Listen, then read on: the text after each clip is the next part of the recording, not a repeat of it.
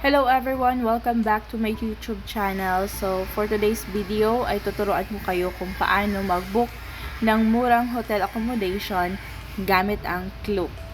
So, for those who are interested, just keep on watching. So, first thing first is mag-download kayo ng Klook na app. So, punta lang kayo sa Play Store and then type nyo lang yung Klook and then install.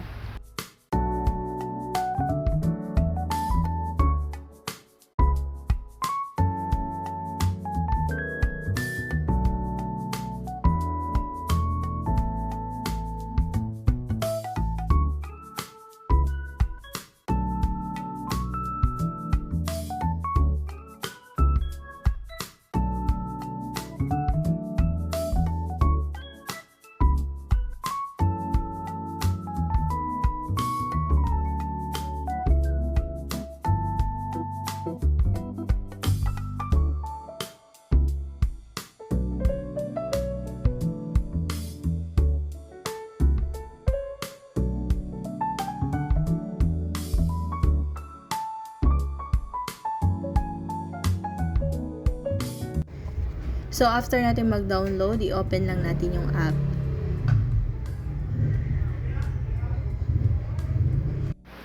So, after natin i-open, so, andito na tayo sa homepage ni Klook. Then, what you're going to do is, click nyo lang yung hotel. And then, i-search nyo lang dito yung saan kayo na area, no? Or destination nyo. So, for example, Bangkok. So, dito makikita nyo na dito yung iba't ibang presyo at hotels na available dito kang Klook. So, choose nyo lang dito kung saan yung mas accessible or mas malapit na hotel sa pupuntahan nyo. So, ito is example lang. Pinakamura na hotel is 1,385. So, directly, pag i-click nyo siya, directly makikita nyo dito yung details ng hotel.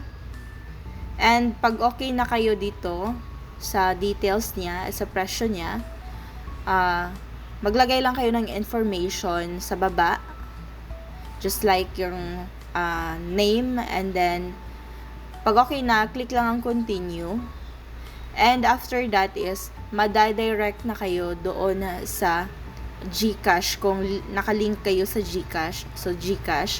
Kung hindi, pwede naman credit card. So, pwede nyo i-open yung GCash na app nyo, and pwede na rin na QR scanner yung gamitin nyo. And after that, automatically mag-i-email sa inyo si Klook. So, ipapakita ko yung example. So, ito, nag-email si Klook sa akin. Ito yung previous na book ko. So, Singapore to. Sa Singapore to na hotel. And, sa baba nito, meron naka-attach na documents, which is yung booking details. So, nandito na yung booking details. So, yun, napakadali lang i-operate ni Klook. Kung gusto nyo makamura sa mga flights nyo, sa gala nyo, download nyo lang si Klook. So, yun lang. Salamat sa panonood. God bless and bye-bye.